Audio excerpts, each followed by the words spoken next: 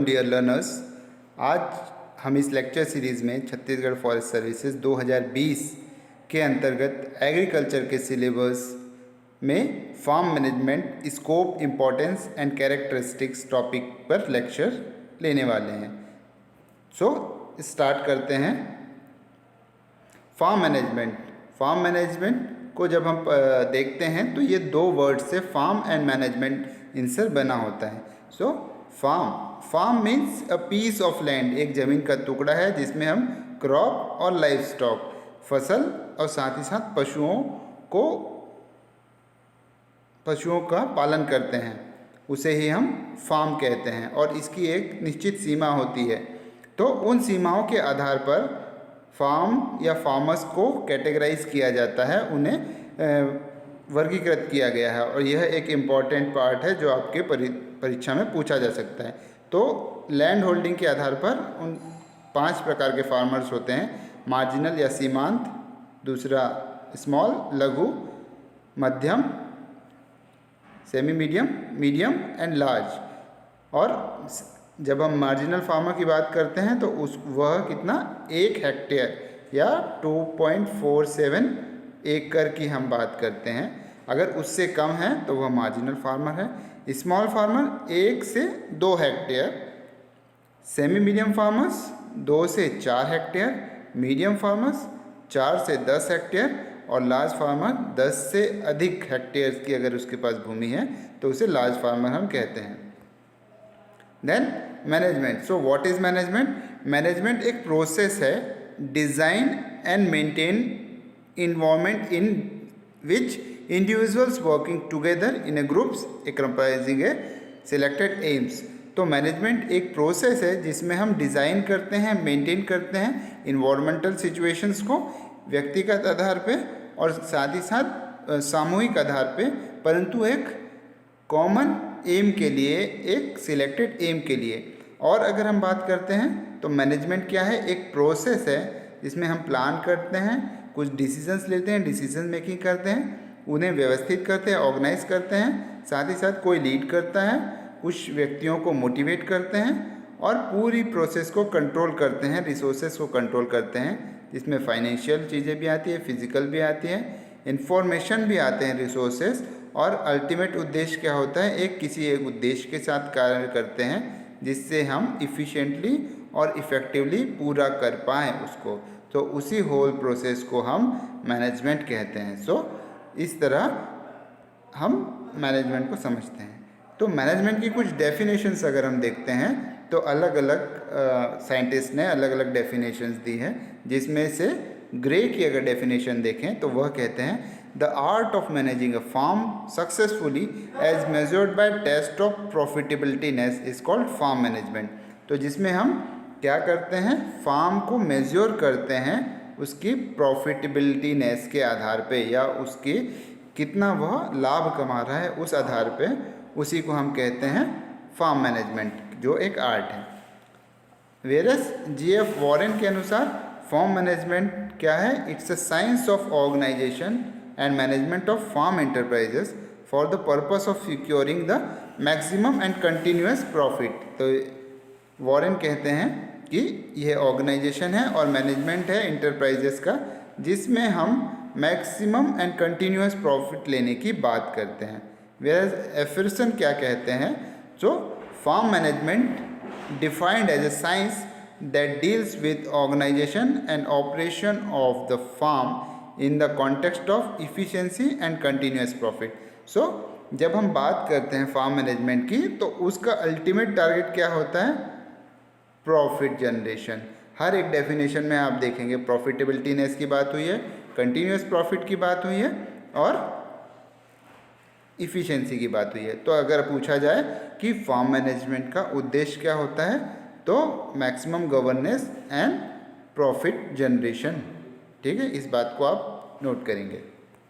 Then nature of farm management. तो farm management का nature क्या है? तो फार्म मैनेजमेंट की जब हम बात करते हैं तो यह डील करता है business of principle of farming, उसे लेकर वह काम करता है, और इंडिविजुअल फार्म, व्यक्तिगत फार्म पर वह ज़्यादा फोकस करता है। फील्ड ऑफ स्टडी किससे लिमिटेड होती है? तो इंडिविजुअल फार्म पर लिमिटेड होती है। यह भी नोट करने वाली बात है। फार्म मैनेजमेंट किस पर आधारित होता है? तो वह एक व्यक्तिगत फर्म पर आधारित होता है। और इंटरेस्ट क्या होता है इसका? मैक्सिमम पॉसिबल रिटर्न, जो हम लास्ट भी देख रहे थे, मैक्सिमम प्रॉफिट जनरेट करना इसका उद्देश्य होता है। फार्म मैनेजमेंट को अगर हम संक्षिप्त रूप में बोलना चाहें तो इन शॉर्ट यह एक science of choice of decision making है ना। तो यह एक विज्ञान है जिसमें हम चीज़ों को चूज़ करते हैं, सिलेक्ट करते हैं या एक डिसीजन लेते हैं जिससे हम मैक्सिमम क्या ले पाएँ? प्रॉफिट। ठीक है, चलिए। So characteristics of farm management, farm management की क्या चारित्रिक विशेषताएं हैं या क्या कैरेक्टरिस्टिक्स है वो देखते हैं। तो पहला है फार्म इज ए फर्म। जैसे हमने बात की कि फार्म क्या है, या फार्म मैनेजमेंट में जब हम बात करते हैं तो इंडिविजुअल यूनिट की हम बात करते हैं, व्यक्तिगत यूनिट की हम बात करते हैं। तो यह एक बिजनेस फर्म, फर्म का मतलब होता है एक व्यापारिक संस्था या एक व्यापारिक यूनिट। ठीक है, तो ये फार्म भी क्या है? हमारी एक व्यक्तिगत व्यापारिक संस्था है। तो उस पर आधारित ये इसका कैरेक्टरिस्टिक्स है कि यह एक व्यापारिक संस्था की तरह कार्य करे। दूसरा रिस्क मैनेजमेंट। तो हम फार्म मैनेजमेंट में क्या करते हैं? हम हमारे रिस्क को, हमारे जो आने वाले जोखिमों को हैं उसको मैनेजमेंट करने का टारगेट हमेशा फार्म मैनेजमेंट पे हमें रहता है कि हम कम से कम रिस्क लेके, जैसे हम क्या कर सकते हैं, एक ही खेत में एक प्रकार की फसल ना लेके उसे बहुत सारी फसलों में हम बांटें, जिससे हमारा जो लाभ होने वाला है वह भी बढ़े। और अगर ऐसी सिचुएशन होती है चाहे सूखा, अकाल, तो उस सिचुएशन में हमारे सबके सब क्रॉप या लाइफ स्टॉक फेल ना हो, उनसे किसी न किसी से हमें रिटर्न मिले और हमारा रिस्क कम हो पाए। देन थर्ड है मैक्सिमम प्रॉफिट होलसेल, जो जिस पर फार्म मैनेजमेंट आधारित ही है कि अधिकतम प्रॉफिट लेने की हम बात करते हैं। And fourth applied sciences. तो यह क्या प्योर साइंस ना हो कि यह एक अप्लाइड साइंस है, इसमें हम अन्य विज्ञान का इस्तेमाल करते हुए, जैसे अर्थशास्त्र का एक भाग है फार्म मैनेजमेंट, अर्थशास्त्र का एक अप्लाइड साइंस है, एग्रीकल्चर इकोनॉमिक्स उसका एक अप्लाइड पार्ट है या उसका एक सब्जेक्ट है फार्म मैनेजमेंट। तो यह एक अप्लाइड साइंस है जिसमें हम दूसरे साइंसेस का उपयोग, जैसे अर्थशास्त्र का उपयोग, बायोलॉजी का उपयोग, है ना, अन्य फिजिक्स का उपयोग, केमिस्ट्री का उपयोग, ऐसे साइंस का उपयोग करते हुए हम अपने फार्म को मैनेज करते हैं। तो इसलिए यह एक अप्लाइड साइंस है। Integration of enterprises in the farm. तो हम बहुत सारे इंटरप्राइजेस, जैसे हम लाइफ स्टॉक, हम पोल्ट्री, हम डेयरी, हम इन सब को बहुत से इंटरप्राइजेस को एक साथ लेते हैं इसलिए, और इंटीग्रेट करके अपने फार्म को मैनेज करते हैं, इसलिए इसे integration of enterprise in the farm हम बात करते हैं। जनरलिस्टिक। तो जनरलिस्टिक किस बारे में कहा गया है कि इन जनरल हम ऐसी अप्रोच रखते हैं जो सिंपल हो और हम उसे फॉलो कर पाएँ और अपने फार्म को अच्छे से मैनेज कर पाएँ। Okay, then scope of farm management. तो फार्म मैनेजमेंट का स्कोप क्या है? तो जनरली जब हम बात करते हैं तो फार्म मैनेजमेंट क्या है? एक माइक्रो इकोनॉमिक्स है स्कोप में। माइक्रो इकोनॉमिक्स का मतलब है किसी व्यक्तिगत फर्म पर आधारित या व्यक्ति विशेष से संबंधित हम बात करते हैं, या व्यक्तिगत किसान की जब हम बात करते हैं तो उसे हम माइक्रो इकोनॉमिक्स की तरह कंसीडर करते हैं। तो ठीक है, ये एक माइक्रो इकोनॉमिक्स अप्रोच है और इसका स्कोप जनरली किन चीज़ों के अराउंड करता है? रिसर्च में या एजुकेशन में या एक्सटेंशन में। तो ठीक, तो फर्स्ट हम बात करते हैं रिसर्च में। तो जब हम बात करते हैं एग्रीकल्चर या एग्रीकल्चर से संबंधित परेशानियों की, तो सबसे पहले हम उसके उपाय खोजते हैं। तो रिसर्च के द्वारा या शोध के द्वारा हम उन उपायों को खोजते हैं। तो पहली बात जो एग्रीकल्चर में आज की सिचुएशन आती है उसमें है सस्टेनेबिलिटी। सस्टेनेबिलिटी से तात्पर्य है कि वह कैसे अधिकतम समय तक हम सस्टेनेबल बना पाए, टिकाऊ खेती कर पाए। जैसे आज के समय में अंधाधुंध कीटनाशकों का उपयोग हो रहा है, तो उस जिससे ज़मीन की उर्वरकता में प्रभाव पड़ रहा है, पर हम कैसे अपने शोध से ऐसी जानकारियाँ जुटा पाए, फार्म को मैनेज कर पाए जो अधिकतर लंबे समय तक हमारी फार्मिंग चल पाए। तो इससे हम सस्टेनेबिलिटी की बात करते हैं। सेकंड है फार्म मैकेनाइजेशन, है ना, उसको क्या करना है? हमें मशीनीकृत करना है, क्योंकि आए दिनों अब के समय में लेबर एक हमारी बड़ी समस्या बनते जा रहा है। लेबर जो हमारी एक बड़ी समस्या बनते जा रहा है। तो इस लेबर को मैनेज करने के लिए भी हमारे पास हमें क्या ज़रूरत है, हमें अपने फार्म को मशीनीकृत करने की ज़रूरत है, उसे मैकेनाइज करने की ज़रूरत है। तो फार्म मैकेनाइजेशन करके हम अपने फार्म को या हमारे फार्म को और अच्छे से चला सकते हैं। नेक्स्ट है मैनेजिंग रिस्क एंड अनसर्टेनिटी। हमने पिछले विषय में भी बात की कि हम कैसे अपने रिस्क को, कैसे जोखिम को कम कर पाएँ और कैसे अनिश्चितताओं को दूर कर पाएँ। कि बारिश हो गई या बाढ़ आ गई या सूखा पड़ गया या अकाल पड़ गया, तो उस सिचुएशन में हम अपने फार्म को कैसे मैनेज करेंगे। तो रिसर्च के थ्रू हम इन सब विषय को सॉल्व करने की बात करते हैं। नेक्स्ट है फार्म प्लानिंग। सो फार्म प्लानिंग क्या है? एडवांस में भविष्य की तैयारी करना, उसे को ही हम प्लानिंग कहते हैं। तो पहले से अपने क्या आने वाली जोखिम है, उन सब के लिए क्या हमारे पास अल्टरनेटिव हो सकता है, उसे तैयार करना ही हमारा फार्म प्लान है। दूसरा है स्कोप इन एजुकेशन। तो एजुकेशन या शिक्षा के क्षेत्र में फार्म मैनेजमेंट का क्या स्कोप है? तो उसका मेजर फोकस होता है नॉलेज को इंक्रीज़ करना। और किसके नॉलेज को स्क्रीन करना? स्टूडेंट्स के नॉलेज को स्क्रीन करना, ताकि वो भविष्य में अगर एज ए फार्म मैनेजर कार्य करते हैं तो उसे अच्छे से अपना पाएँ और इन समस्याओं को जो हमने यहाँ ऊपर मेंशन की है उसको सॉल्व कर पाएँ। और इसमें नॉलेज जो इंक्रीज़ करने की बात करते हैं तो वह किस तरह का नॉलेज है?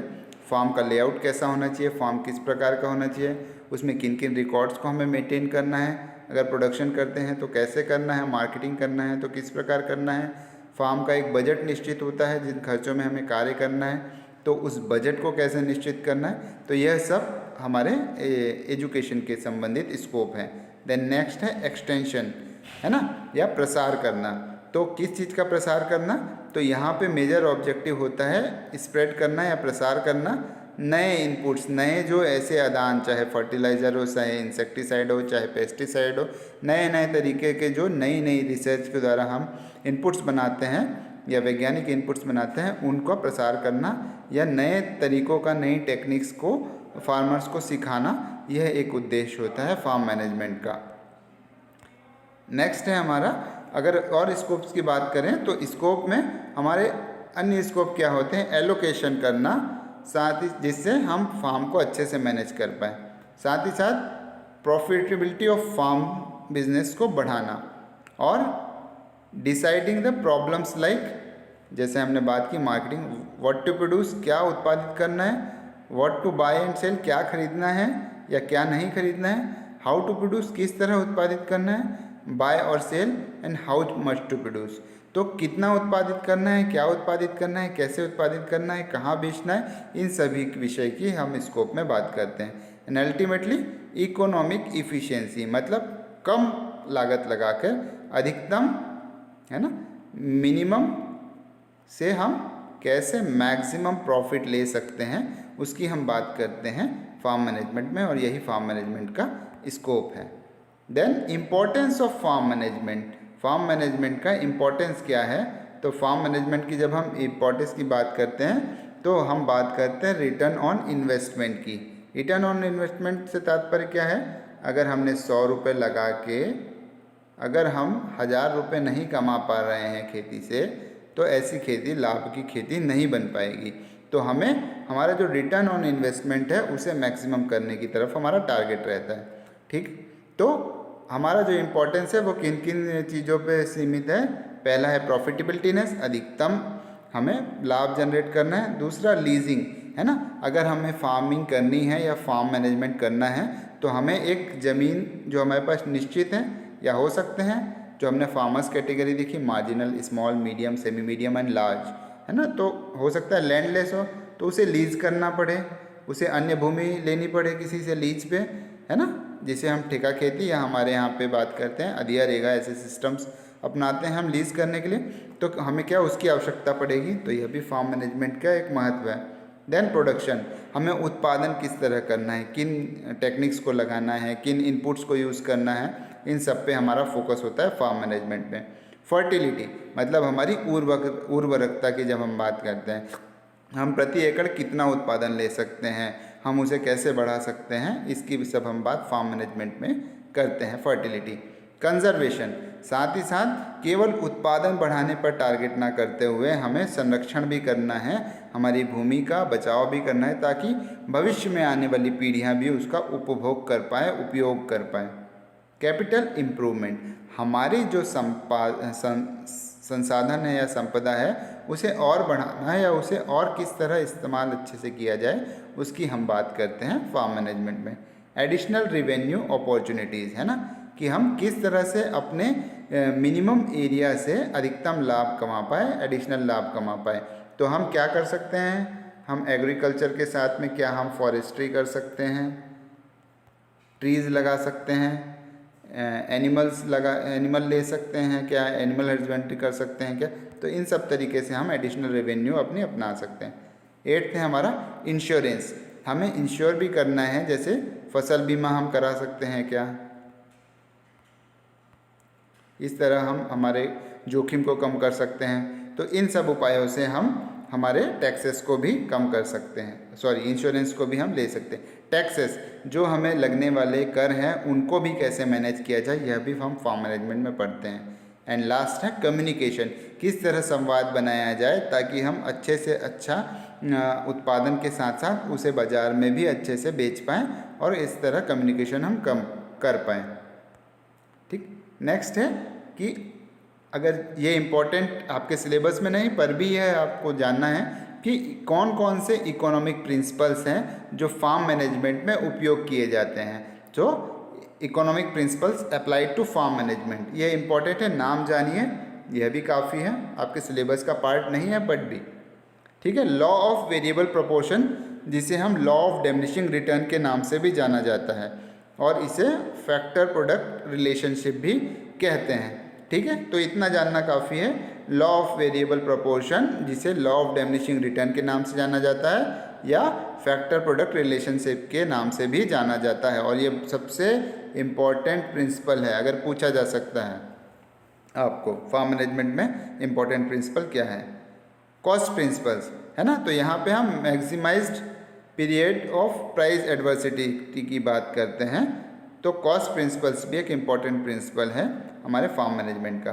थर्ड है प्रिंसिपल ऑफ फैक्टर सब्स्टिट्यूशन, जिसमें हम बात करते हैं कि हमें कितना प्रोड्यूस करना चाहिए। अगर हम कोई भी किसी भी चीज़ का उत्पादन कर रहे हैं तो हम कितना उत्पादित करें ताकि उसका भाव हमें अच्छे से मिले, साथ ही साथ हम कैसे कम से कम पैसे लगा के, है ना, या कम से कम रिसोर्सेज का इस्तेमाल करके हमारे उत्पादन को अधिकतम कर सकते हैं, और इसे फैक्टर रिलेशनशिप के नाम से भी जाना जाता है। प्रिंसिपल ऑफ फैक्टर सब्स्टिट्यूशन या फैक्टर रिलेशनशिप।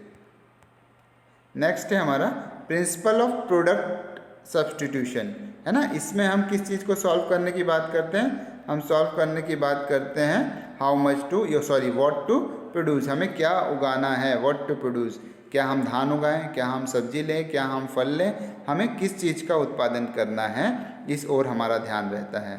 ठीक है, प्रिंसिपल ऑफ फैक्टर सब्स्टिट्यूशन, और इसे प्रोडक्ट रिलेशनशिप के नाम से भी जाना जाता है। नेक्स्ट है हमारा principle of equi marginal return. Principle of equi marginal return, इसमें हम एलोकेशन करने की कोशिश करते हैं हमारे पास उपलब्ध रिसोर्सेज का, जिससे हमें समान उत्पादन प्राप्त हो। Principle of equi marginal return. Next है हमारा टाइम कंपैरिजन प्रिंसिपल, है ना। टाइम कंपैरिजन प्रिंसिपल की उसी सीमित समय में हम किस चीज़ को अच्छे से अपनाएं या कैसे इन्वेस्टमेंट डिसीजन लें ताकि हमें अधिकतम लाभ प्राप्त हो। एंड लास्ट है principle of comparative advantage. Comparative advantage principle ये कहता है कि हमें किस चीज़ पे स्पेशलाइज करना है, कौन से प्रोडक्ट को लेना है, क्या हम फल लें या हम सब्जी लें, जिससे हमें अधिकतम लाभ मिले। ठीक है, तो प्रिंसिपल ऑफ कंपैरेटिव एडवांटेज। तो यह सब प्रिंसिपल हैं जो हमारे इकोनॉमिक प्रिंसिपल्स हैं जो हमें फार्म मैनेजमेंट में यूज़ होते हैं। ठीक है, ओके, थैंक यू। अगर आपको अच्छा लगे तो लाइक करें, कमेंट कीजिए कोई डाउट हो तो, और thanks for watching. Thank you.